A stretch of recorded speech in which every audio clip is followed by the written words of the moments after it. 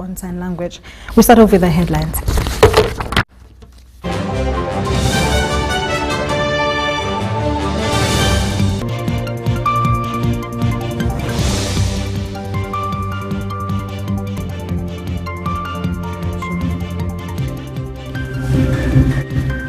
Uganda defeats South Sudan 2-1 in Juba to move closer to Morocco 2025. And still to come, Amendment of Parliament Administration Bill 2024, NRM and NUB agree on status quo stay. While in our sports or more stories, government releases 15.99 trillion for October-December sector second quarter.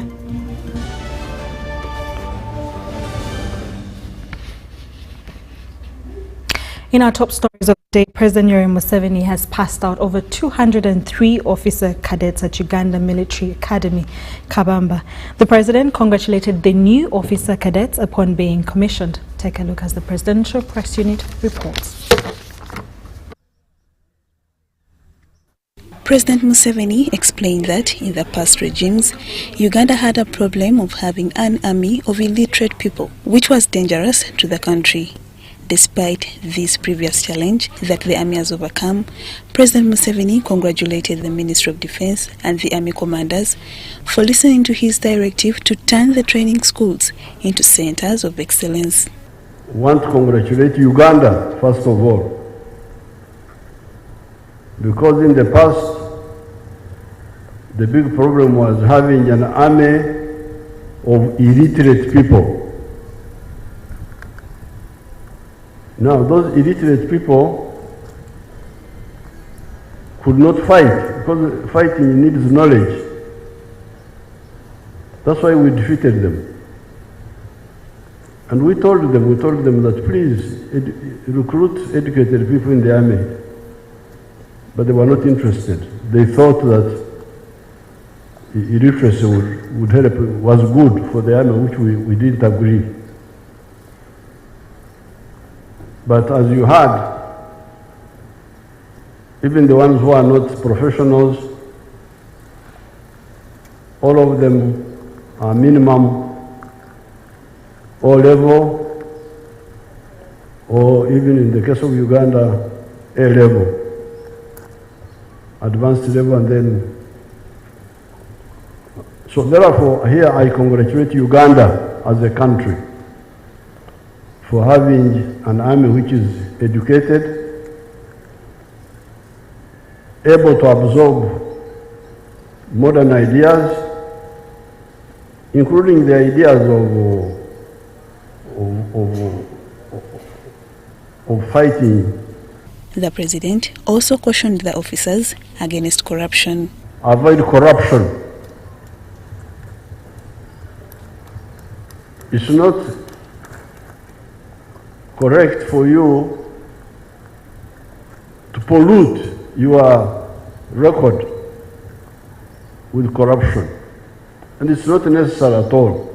At the pass out of 203 cadet officers, President Museveni awarded the outstanding officer cadets who excelled in their training at the Military Academy. The top award went to Mr. John Muhenda. Mr. Muhenda, who holds a bachelor's degree in medicine and surgery, was commended for his exceptional performance across all fields of the training program. The happiest moment for the cadets. The Minister of State for Defense in charge of Veteran Affairs, Honorable Huda Oreru, said as UPDF celebrate the culmination of the hard work, dedication and perseverance of the officer cadets, she acknowledged President Museveni for the unwavering support towards the military and building its capacity to the level of becoming a professional army. Your leadership, Your Excellence, and the vision has guided our nation through the challenging times. Therefore, we are grateful for your commitment ensuring that there is a peace and security in our country. The Deputy Chief of Defense Forces, Lieutenant General Sam Okiding, said Kabamba Military Academy is a large part of President Museveni's strategy and guidance to build Uganda. I want to tell you before His Excellency that where you're going, again I'm saying put things right. Your Excellency, corruption in the army has scaled down. The commandant of Uganda Military Academy, Kabamba, Brigadier General Wycliffe Keita, informed the President that the 203 officer cadets comprise professional cadets from Intake 7 and those of Intake 3 under the Bachelors of Defense Studies program. And 71 officer cadets of Intake 3 under the Bachelor of Defense Studies program. Brigadier General Keita also revealed that during the training, the officers demonstrated commitment and unwavering dedication, discipline and excellence.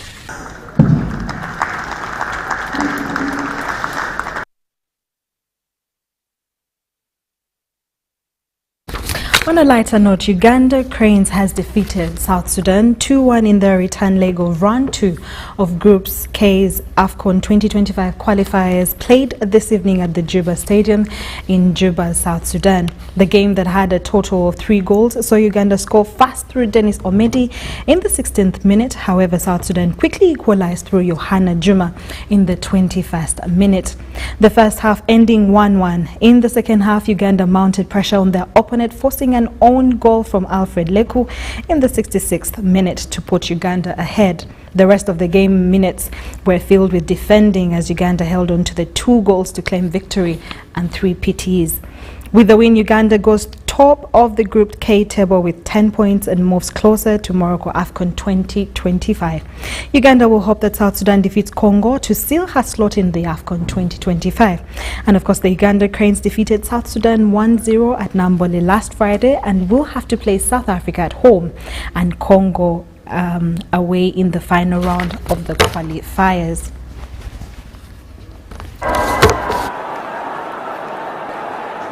Well, South Sudan Bright Stars are down to African Cup of Nations qualified scored against Congo Brazzaville, and today rising.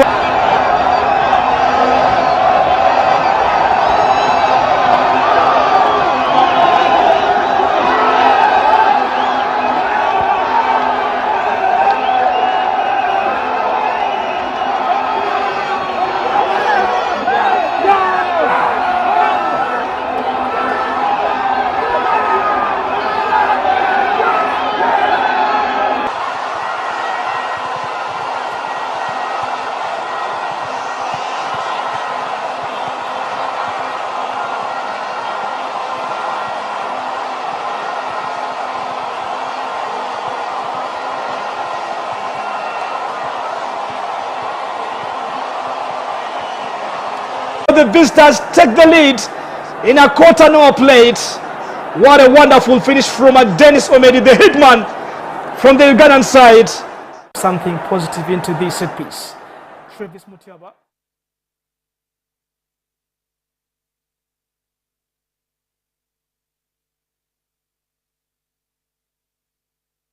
Great news for Uganda, have defeated South Sudan 2-1. Now, Vice President Jessica Lupo has ordered for the investigations into the misappropriation of 400 Ugandan million shillings meant for the compensation of a family that donated 30 acres of land to a Pearl Memorial Vocational Training Institute in Katakwi District. Alupo said that the family of Paul Ochole donated land to the government for the establishment of the institute, but the compensation has never been fulfilled. In this report, the Vice President directed the Internal Security Organization and government anti-corruption security agencies interest themselves in finding the whereabouts of the missing 400 million shillings compensation to the family of Ochole. Let's have a detailed report. Flagging off the training programs in Pearl Memorial Vocational Institute in Ongongoja Sub-County in Katakwi District, Vice President Jessica Lupo questioned the whereabouts of the 400 million shillings that was meant for compensation of the institute land in the last 3 financial years. So, Madam PS, additionally, I had asked you to visit here because we have an outstanding issue of land compensation to the other only man. The land there where they are building, Madam PS, was offered by the only man free. But now to extend for 30 acres we said that is a bit too much. We should do something for him, and then he can also buy some piece of land somewhere else. The PSS still keeps on telling me he has been allocating money for the compensation for the last 3 years. Where has that money been going? I'm very glad that the new PS has now come, but you should also track where has that money been going. Someone should take interest. The PSS team has been telling me he has been allocating. Since I became a VP, I've been talking to him every time. He has been saying he has been allocating for finishing the compensation. So I think someone in charge of managed security should check if it is true he has been allocating and where has it been going. The institute administrators raised issues of non-payment of staff and inadequate structures. The vice president guided them to prioritize the accommodation for the principal and the instructors. It's only the principal who is paid by government. As of now, as we can see, we have very limited infrastructure. But the permanent secretary, Minister of Education and Sports, Dr. Kedres Rajenda, affirmed that Appel Memorial is among the 9 technical schools earmarked for expansion in the country. I'd like to inform you that the ministry has a budget this financial year to provide staff for 9 vocational training institutes, and Peru is one of them. I also would like to inform you that the 400 million that was mentioned for compensation, our Minister of Finance agreed, and so we are hoping that this financial year, this compensation will be completed. Appel Memorial Vocational Training Institute started in March 2023 and is offering 3 courses, among them National Certificate in Fashion and Design, Building and Concrete Practice, and Woodwork Technology. Deluxe Emi Alamu, UBC News.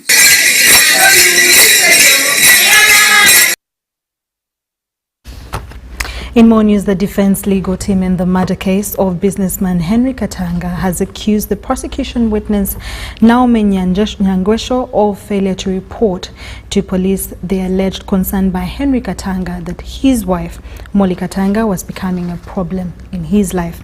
This was during the hearing of the case at the High Court Criminal Division in Kampala before Judge Isaac Muwata. Take a look. The hearing into the murder case of businessman Henry Katanga was held at High Court Criminal Division in Kampala before Judge Isaac Muwata. The case is against the deceased's wife Molly Katanga, their 2 daughters, a medical practitioner Tai Charis and Georgia Manyire Shamba Boy, and the prosecution witness Naomi Nyangwesho, the deceased's sister, was in the dock for cross-examination. During cross-examination, Naomi Nyangwesho was asked to tell court the numbers she used to communicate with the deceased Henry Katanga. So my lord, that's the number the witness gave to court last time, and my question is, whose number does that belong to? Before you bring other numbers. That the number she knows is the number she's going to read right now. So this one you provide now. Let's not go in whose number you provided? Court, you got it. Court has it. We have it. Everybody has it. I'm sure the prosecution has it. Whose number is this that you still picked from your phone then and gave to the court? This way, let's finish this one here. You know the. You know. My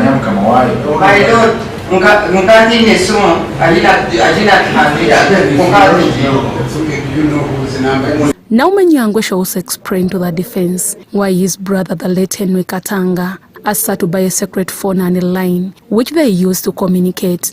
That after the death of your brother, your behavior towards his widow and the orphans confirms why your brother never wanted you to perform any crucial roles in the lives of your nieces. The defense also accused Naomi Nyangwesho of failing to report to the police the concerns about the message he got from his brother Henry Katanga when he revealed to her that Molly Katanga was dangerous to his life. The defense also refuted Naomi's allegations that the deceased Henry Katanga gave him a safe containing secret documents, which he handed over to her at a place in Bugolobi. Show me any call law which place Henry on that day anywhere in Bugorobi. So I want the witness to show me one location where Henry was in Bugorobi on that particular Monday morning of 30th October 2023. And we can't see him in Bugorobi anyway, but we can see him everywhere else. At Bugorobi? At Bugorobi, yes. So there is no location. Yoweri Museveni was also accused of hiding some exhibits and documents which were required by police. One reason was Ukraine, that because Henry was right-handed and yet the entry wound was on the left hand, he couldn't have shot himself. You remember that? The second reason Ukraine was why Henry couldn't have shot himself is because you viewed his body in the mortuary and he had 2 bullet wounds, one on the head and one on the thigh. Do you still stand by that notion today that your late brother's body had 2 bullet wounds, or you have since learned? Yes, my lord. You still stand by the story? Yes, my lord. The defense also refuted claims that Yoweri Museveni was the best sister to the deceased Henry Katanga and a confident friend. And I put it to you that the only reason this court has no list of photographs and the only reason you can't produce them is because these were documents illegally obtained from Henry Katanga's office during the search of 3rd November 2023. Lastly, I put it to you that you even took the broken safe with you, and that is the safe you claim to have.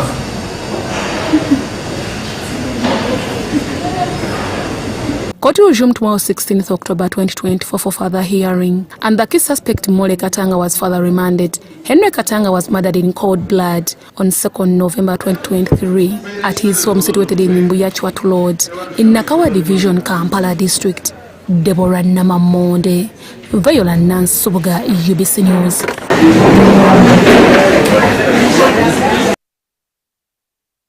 Thank you so much, Deborah Namamonde.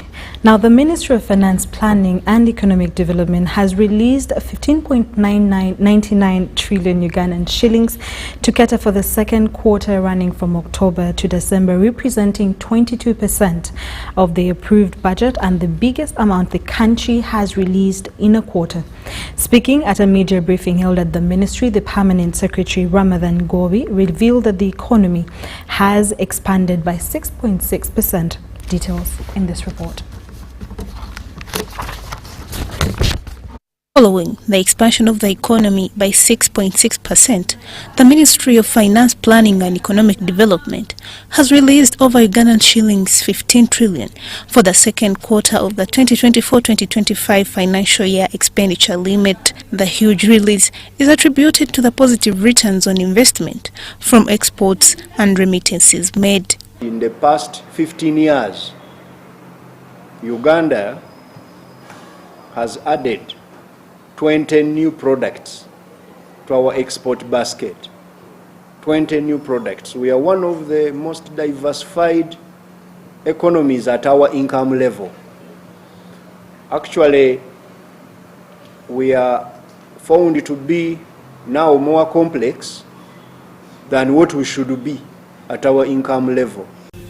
4.4 trillion to cater for development requirements, 1.9 trillion to cater for government wages and salaries, 48.94 billion to cater for SAGE requirements, 479 billion to cater for the standard gauge railway under the Ministry of Transport, 392 billion to cater for Uganda National Roads Authority, 450.9 billion remitted to Ministry of Health, 75.77 billion allocated to NIRA, 463.9 billion located to Ministry of Defense.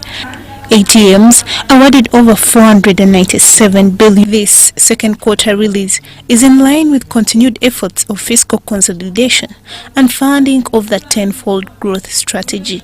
The good thing that plan is catering for our growth plan to grow the economy. So people thinking now, election year, we should have more money. Please stop the appetite. There is no money which we are going to spend when we don't have it. Accounting officers have been tasked to ensure payment of salaries, pensions and gratuity by the 28th day, prioritizing service providers. We have released the money for salaries. No more salary shortfalls. No more people going without salary. And should be paid in a timely manner. Today is 15th. You heard that I signed off the release on the 10th of this month. So there is no excuse for delaying people's salaries. With Uganda's continued investment in the ATMs to grow the economy tenfold and other strategic interventions, the economy is poised to grow between 6 to 6.5% this financial year. Kain Faith and Stephen Kalicia for UBC. From Parliament, members of the Legal and Parliamentary Affairs Committee of Parliament have tasked officials from the National Unity Platform Party to provide evidence on their submissions that opposition members of Parliament may be compromised to elect a leader of opposition whom the ruling party finds agreeable. The officials had appeared before the committee to give their contributions on the Parliament Administration Amendment Bill 2024. As Farida Nafka reports, the National Unity Platform and officials from the ruling National Resistance Movement shared the same opinions that the status quo about the appointment of the leader of the opposition in Parliament should be maintained as enacted by the framers of the 1995 Constitution. The Legal and Parliamentary Affairs Committee has met with officials from National Unity Platform political party that has the biggest numerical strength on the opposition side in Parliament and the leader of opposition in Parliament. The other group that also met the committee was a team from the ruling NRM who shared their views in regard to the private members' bill concerning the administration of Parliament Amendment Bill 2024 introduced by Richard Lumo, Member of Parliament Mityana South. The Secretary General of the National Unity Platform, David Lewis Lubongoya, held the view that the status quo remains as enshrined in the 1995 Constitution. This committee must therefore not accompany the mover of this bill on a journey that was birthed and nursed with sinister intentions, bad faith, far from Article 79 of the Constitution, which enjoins Parliament to legislate for good governance. Some NUP leaders expressed reactions on a possible likelihood of opposition MPs being a target of compromise to elect a leader of the opposition who would be easily manipulated by the ruling NRM. Reports of MPs being compromised to pass controversial laws and proposals by the ruling party. We are concerned that even this time round the ruling party may seek to compromise opposition MPs to vote certain candidates for LOP whom the ruling party finds agreeable, which shouldn't be the case under a multi-party system. The allegation did not go down well with members of the committee who requested National Unity Platform leaders to substantiate their allegations. Who are in opposition may be bribed, and I understand your feeling. How sure are we that your president may not be bribed to bring a leader of opposition that is leaning to government? We put it categorically that that is one of the easiest and possible avenues. I feel they have been bundled up probably for wrong considerations. The allegation was treated as baseless, with a member of Parliament of the committee requesting that the statement should not be put on the record for consideration, but no officials claim that the information adduced is public knowledge. Processes right from the amendment to remove the term limits. This is public knowledge that money exchanged hands. These things are in the public realm. So it is not something we are making up. Don't you think, Secretary General, that if we proceeded by way of listening to these rumors and allegations where there is no concrete evidence, that we are moving in very checkered? Members of Parliament were bribed with 40 million shillings pursuant to passing particular bills. In his submission, Lubongoya said the bill discriminates the leader of opposition versus leader of government business, the opposition chief whip and the government chief whip. However, the other issue that came up was whether the leader of opposition be subjected to appointment. And elections as proposed, which other way do you think would hold the party in opposition to accountability by way of either approval by the whole House or through vetting? I don't really want to buy into the argument that by the mere fact that the Constitution provides one for appointment and that is discrimination. It's not. That is the provision. We follow the law the way it is. And if you say that the mode of designation is different, there is discrimination in terms of the roles. The opposition chief whip, John Baptiste Nambeshe, said the opposition and the ruling party are rivals in a multi-party dispensation as envisaged by the framers of the constitution. One would not want a very smart, that official position to come up with a very smart leader of opposition who will give them sleepless night. So they will keep throwing your appointment, nomination is out. However, on the other side, the ruling NRM Secretary General Richard Todong, who was accompanied by the Director Legal at the NRM Secretariat, held a similar shade of opinion with NOP officials that the status quo portrayed in the 1995 Constitution in regard to the administration of Parliament be maintained. An attempt to then subject that leader of opposition to the other political parties in the House would effectively be stripping the other political party of its right and power in some sense. The committee also hosted the FDC whip in Parliament, Yusuf Nsibambi, who never deviated from the opinion of NRM and National Unity Platform officials. Grouping of other parties, the minority of the minority, now controlling the majority of the minority. So it doesn't really make sense legally. I'm Nafka Farid and Gloria Gwetabenji at Parliament.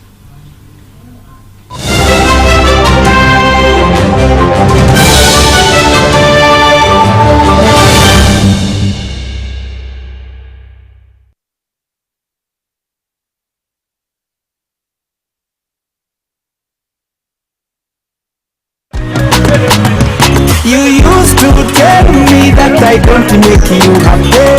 All that time you would be complaining. I'll call you every day, yeah yo, they don't know. You can now get all the Jibuzi out with MTN voice bundles. Call all networks Kubi Dondoro. Buy a 25-minute voice bundle for only 1,000 or buy any daily voice bundle of your choice. Dial *100*21# and select daily or use the My MTN app. When we talk together, we are unstoppable.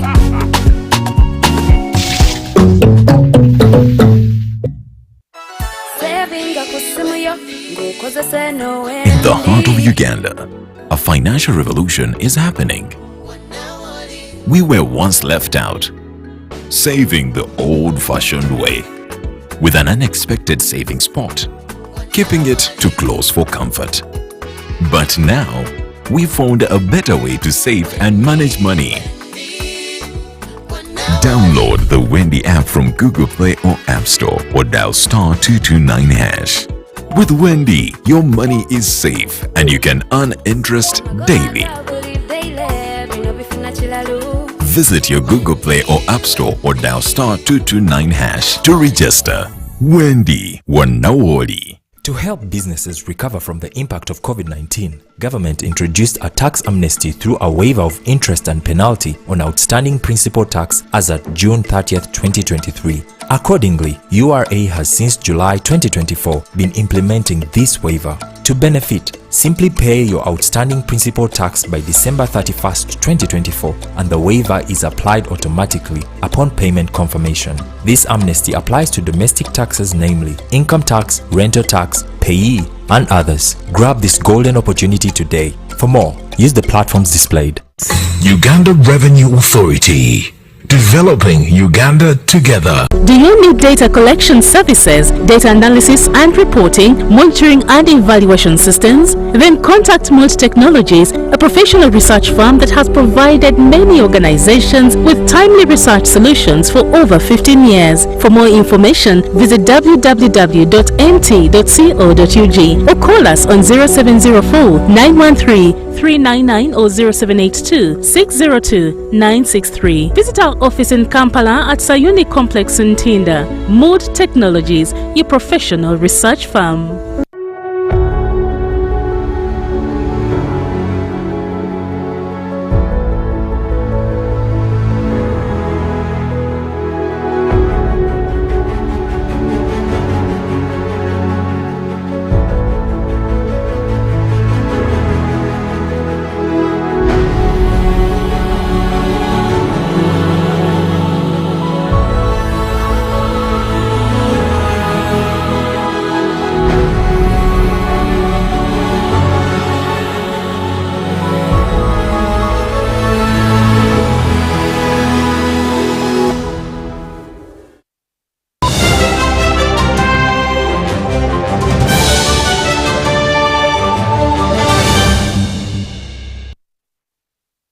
Back from that short commercial break, you're still watching UBC News Tonight with me, Sharon Kyomugisha, and Semunyo on sign language.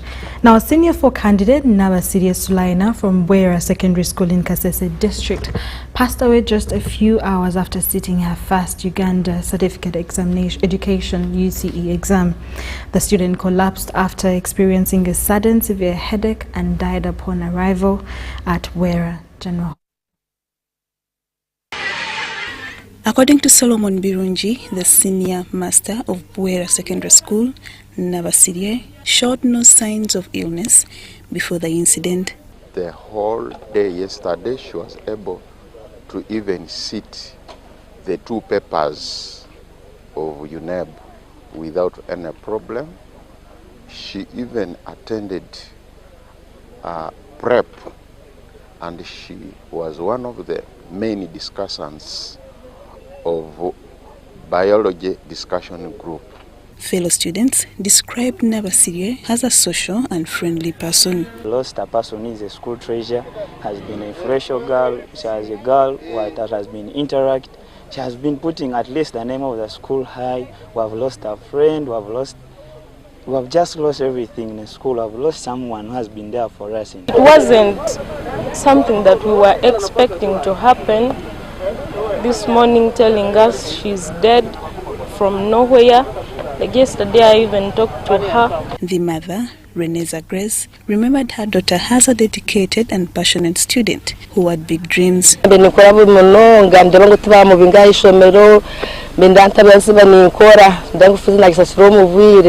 cause of her sudden death is still under investigation by medical personnel, according to the DPC Bwera Division. The doctors and the mortuary conducting postmortem, and we are waiting for the results of the postmortem.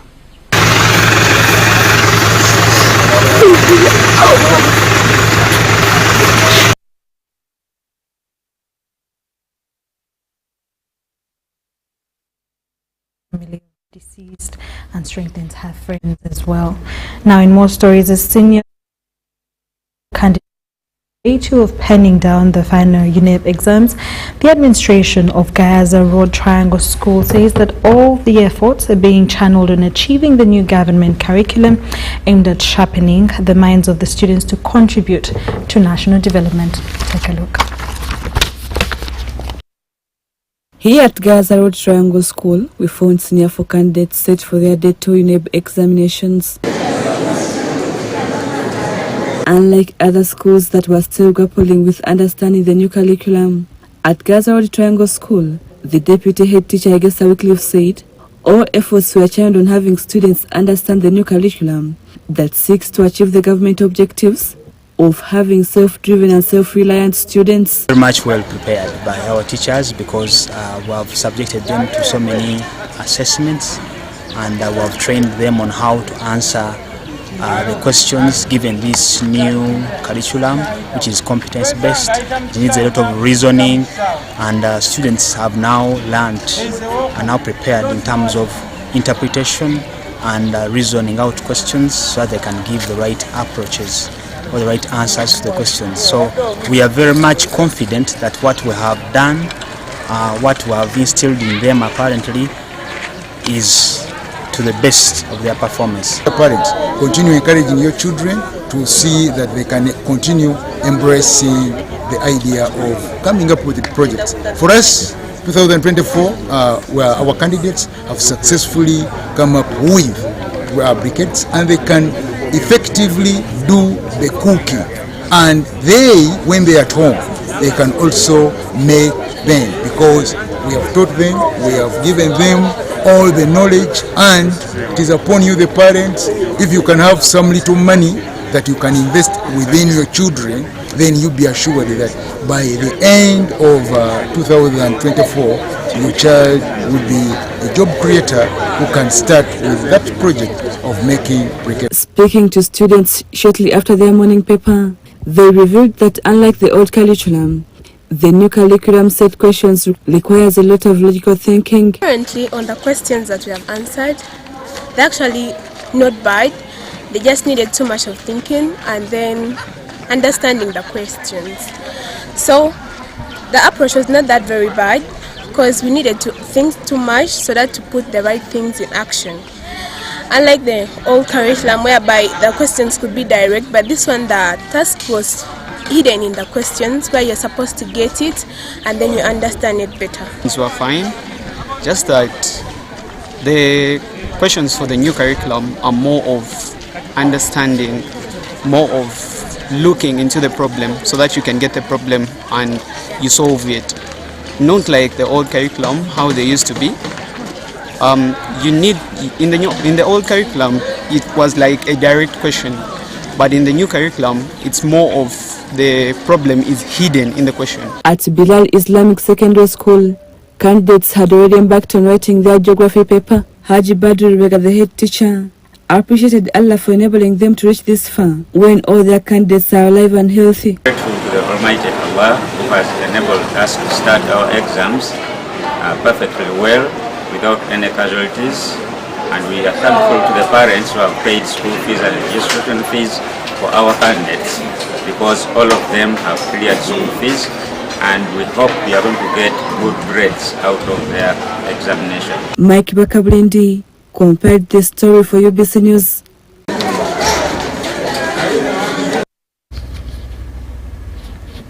The verification process of ex-combatants from the Uganda National Rescue Front in Yumbe and Koboko districts of West Nile commences, led by the government internal security officers.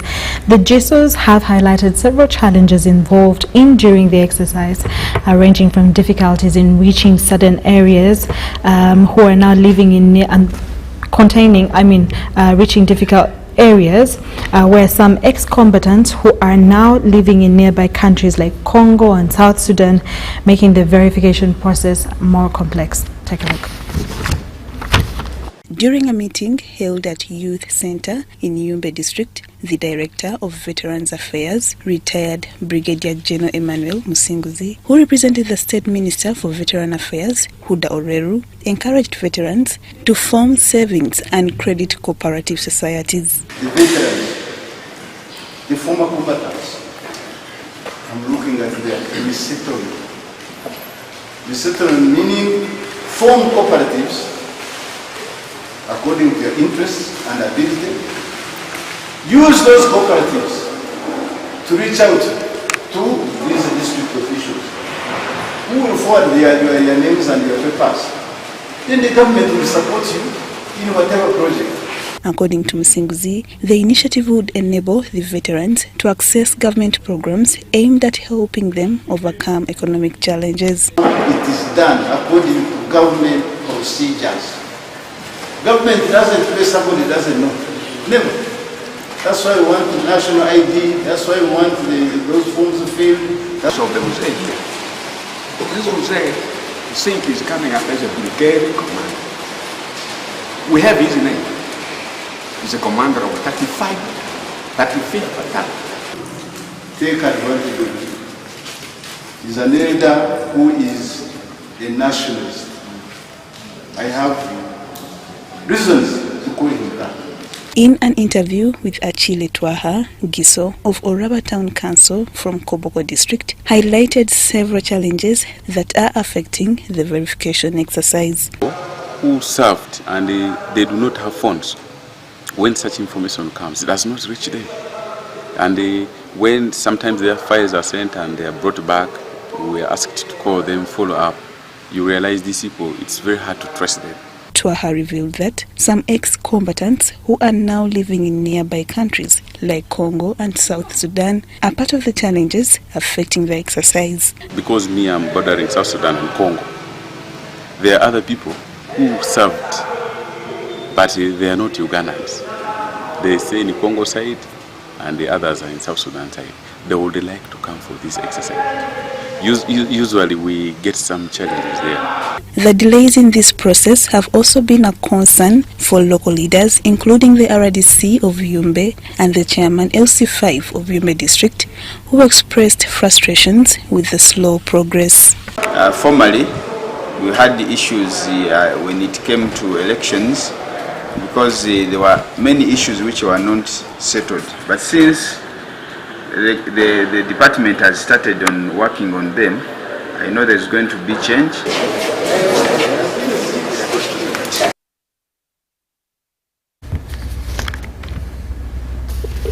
In more stories, the Prime Minister of today convened a meeting with the kingdoms of Buganda and Bunyoro to resolve the impasse over land ownership in Chisenyi, Kampala. Now, the contested piece of land is located in Chadondo Block 12, Plot 289290291, among other plots in Chisenyi, Kampala. Details in this report as Kasoha reports.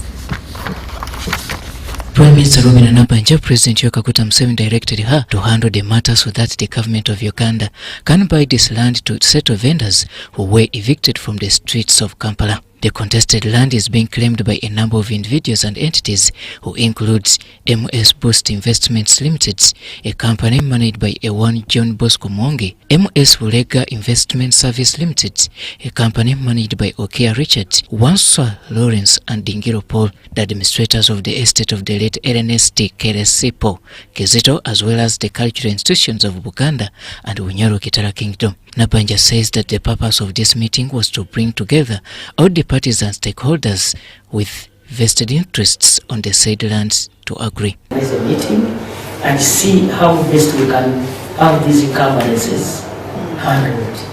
The major purpose for this meeting was for us to agree on how to move together.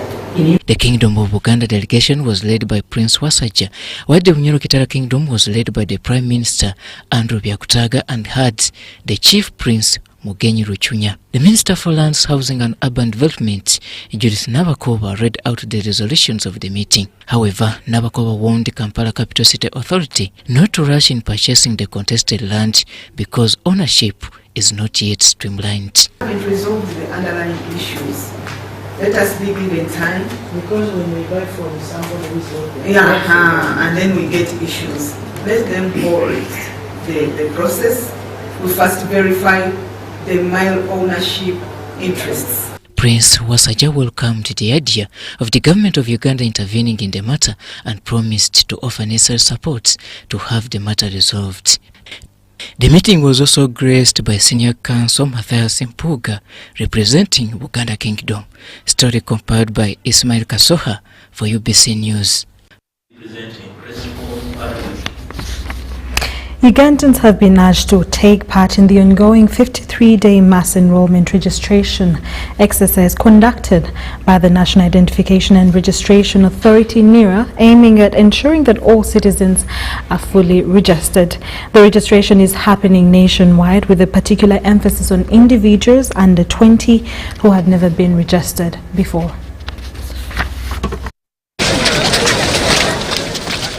According to the Uganda Bureau of Statistics results from the 2024 National Population Census, there are 27.7 million Ugandans below the age of 17. However, records from NIRA show that 6.3 million of these individuals are registered, hence leaving a significant gap that needs to be addressed. In light of these statistics, NIRA has underscored the urgent need for these unregistered individuals to come on board and register, following a 53 days mass enrollment exercise that was launched on September 27, 2024 at sub-county level. So we realize that the bulk of people who need to be registered lies within the age of 17 to 20. That is why we have paid particular emphasis to schools. The Executive Director NIRA, Rosemary Chisembo, says mobile outreach teams are targeting schools, churches, and other public areas to make registration accessible. All Uganda citizens who have never registered for national IDs should appear for registration. Applicants of 18 years and above will be required to present an introductory letter signed by the LC1 chairperson and stamped by the internal security officers. She emphasizes that the registration exercise is free, unlike those in need of changing their personal names. There are services that have prescribed fees in the statutory instruments, and I gave an example of change of particular. Other citizens may also come for the exercise, however the focus and emphasis is on the persons who are eligible voters. Despite these efforts, NERA cited challenges in executing the registration process over, among others, heavy rains in remote areas that have hindered outreach activities. Districts are experiencing intermittent power, and in some cases, after a heavy download, prolonged hours of power outage. Internet connectivity is affected by power intermittency, and in some areas, it's not available. NERA had originally planned to conduct mass enrollment renewals this year for expired national IDs. However, this was unsuccessful. But Sembo says there is hope come 2025. We will continue to strive to deliver the defined goals of the mass enrollment and renewal exercise of registering 17.2 million Ugandans and renewing 15.8 million cards within the financial year 2024-25. It's crucial for Ugandans, especially the youth, to take advantage of this registration opportunity.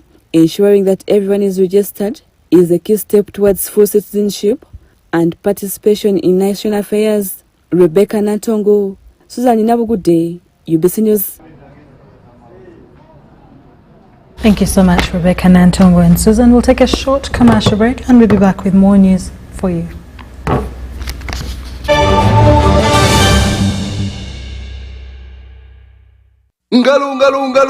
It's true what people say, that when I wash and you wash your hands with soap, we'll have less infections as Ugandans. After all, it's hands that handle money. It's hands that feed us. Hands that prepare soil for farming. Hands that we use to learn. And hands that we use for fun. When I wash and you wash, it means clean hands for all. So, wash your hands with soap and clean water regularly to keep away infections and disease-causing germs. This message is from the National Hand Washing Secretariat with support from UNICEF. Do you need data collection services, data analysis and reporting, monitoring and evaluation systems? Then contact Multi Technologies, a professional research firm that has provided many organizations with timely research solutions for over 15 years. For more information, visit www.mt.co.ug or call us on 0704 913 399 or 0782 602 963. Visit our office in Kampala at Sayuni Complex in Tinda. Mood Technologies, your professional research firm. Uganda, are you ready to kick things up to the next level?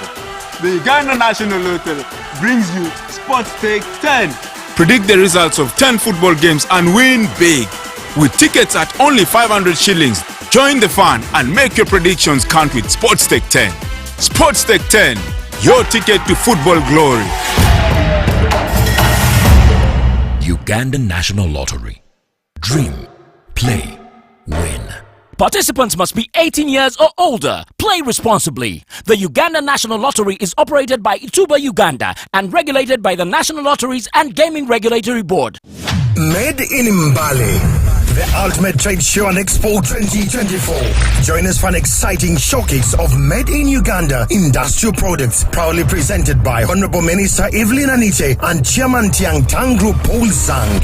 The trade show will be held at Mbale Industrial Park on 18th and 19th October 2024. Come and experience the best of Ugandan industry, all products from Mbale Industrial Park. Entrance is absolutely free. The chief guest, His Excellency Yoweri Museveni, with other guest speakers including the Vice President, Her Excellency Jessica Lupo, the Prime Minister, the Right Honorable Robin Nabanja, the Minister of Finance, Honorable Matia Kasaija. The Mbale Industrial Trade Show and Expo by Uganda, Build Uganda, powered by the Minister of Finance, Planning and Economic Development.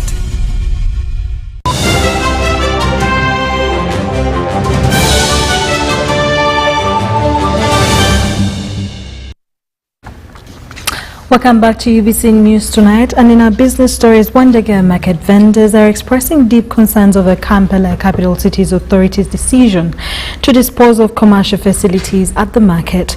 According to a letter from the Director of Gender, Community Service and Production, KCCA plans to advertise the facilities for reapplication, prompting confusion and frustration among the current occupants. The vendors argue that a directive issued by President Museveni, which was reaffirmed by the Prime Minister, allowed them to occupy the shops without paying rent. The directive aimed to empower local vendors, enabling them to own and manage these shops without the burden of rent. We've been standing on that directive from the President.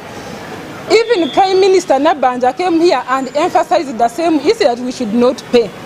But we sat as vendors and we said this thing will bring us problems because they had already written to us that we should pay a lot of money, all the alias.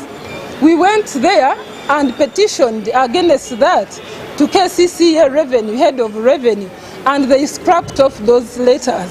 But now they've again risen and said they are going to dispose of our shops, yet we are occupying the shops.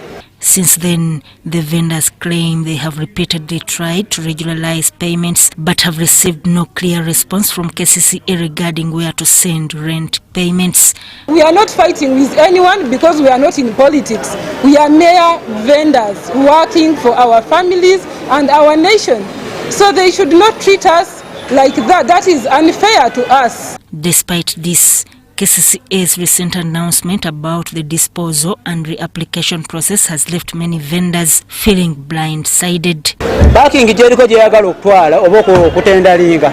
Parking yaba customer ba parkingamu okujogula mu katale ebintu. Moses, advisor w'abana abali mu office, netumulemesa. Era kakati amagezi gasaaka kutwala kutendalinga katale. Fete tugenda kukkiriza Museveni yatuwa akatale kano nga ka muntu wa wansi atunda ennyanya za 15. Fete tugenda kukkiriza ebyo kesi byekola ebyekisiru. Akatale konna kafu kafa. Enjeji zaafa, tetulinayo tugalira zonna zaayononeka. Toyi zaafa zonna nfu. Tebalina kye bakola, tebakola kituuka tebafunyeemu. The vendors also raised concerns over the lack of communication from KCCA and feel that the decision to dispose of the shops was made without proper consultations, leaving them uncertain about their future. Era NSSF tetugenda jigenda mugabo balowooza. Tetujja kugendayo. Tetujja kugendayo. Kubanga abasiga tebasoma. Abasiga tebamanyi bigenda maaso. Kati bino biwandiikwa gundi. Agenda. Nebwe abachi kusomera kitegeeza kikino. Aveya kye wakane bukwate kuliko mukono gwe. Tujja kulemerako okutuusanga president avuddeyo n'ayamba omuntu wa wansi. Kubanga balakati gubagala ekayeka buli kaseera aveyo ku nsonga zino. They expressed their desire for a meeting with KCCA officials where they could address these concerns directly. The people who own those shops, I think they are there legally because of the order of the president, that whoever was in that shop should own that shop. We are so much surprised to see that they have brought this document clarifying that some shops outside there,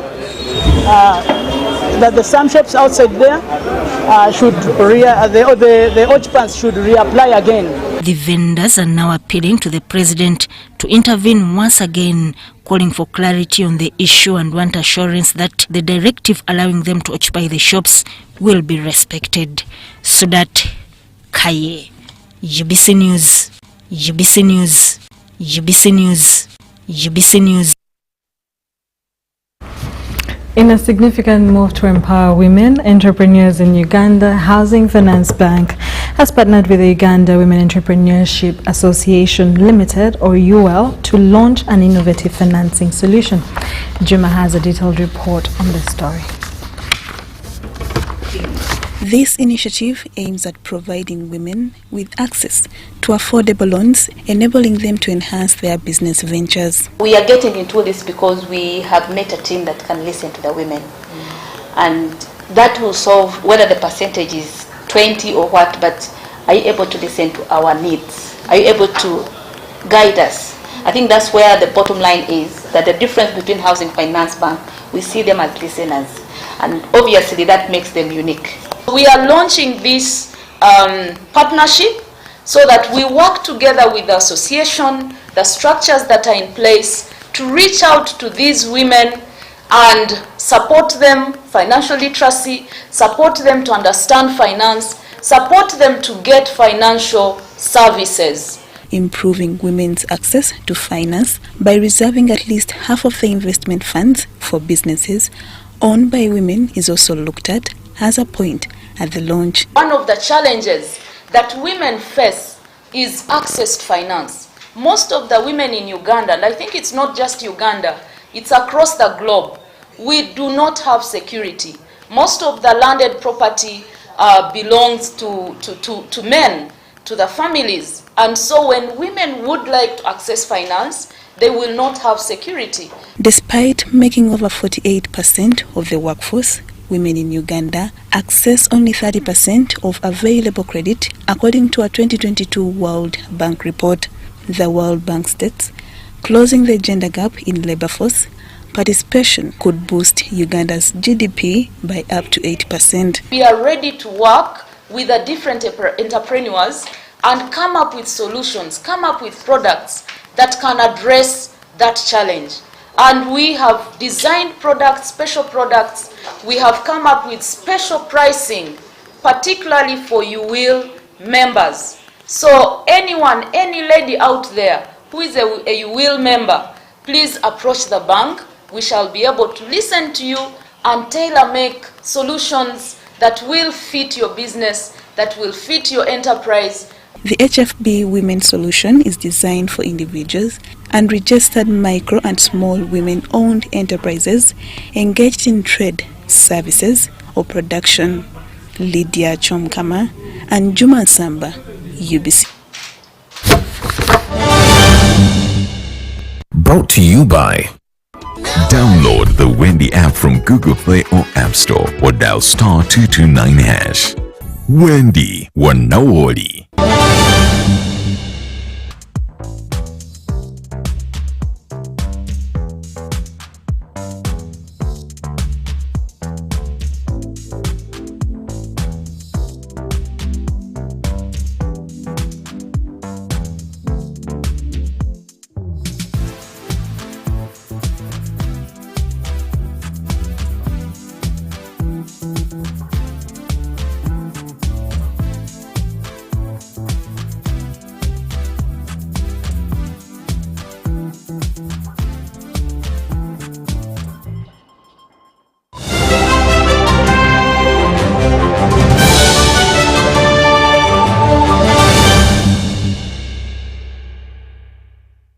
Welcome back to the last segment of UBC News.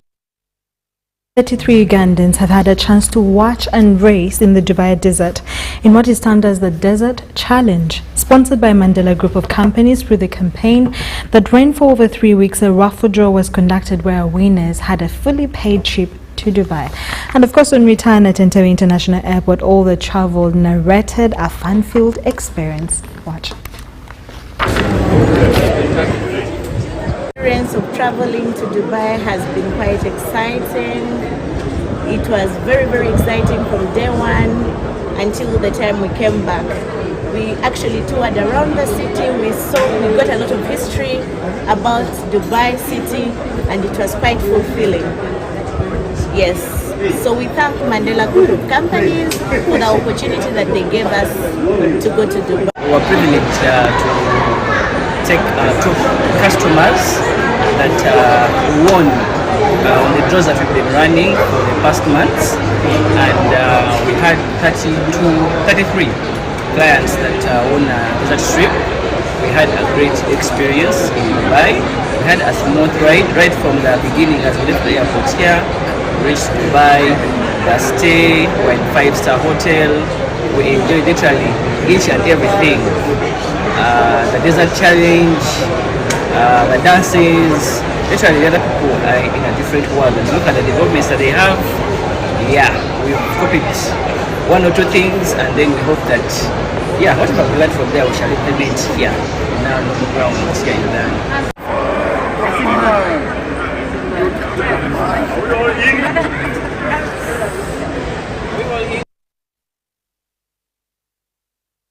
Later on at 10 p.m. for more news coming your way. My name is Sharon Kyomugisha. Stay tuned for more programming coming your way. Bye-bye.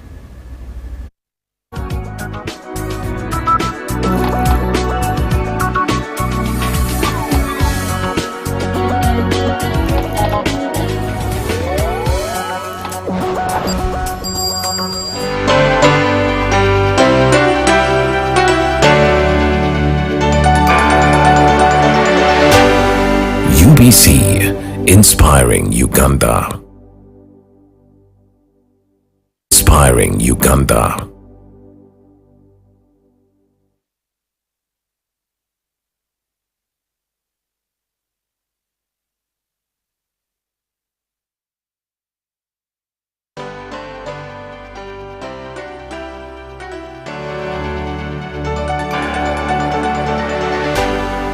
UBC, inspiring Uganda. Urban Authorities Association of Uganda Annual General Meeting. The President and General Secretary of Urban Authorities Association of Uganda cordially invites you to the 55th Annual General Assembly, which will take place on 17th and 18th October 2024 at the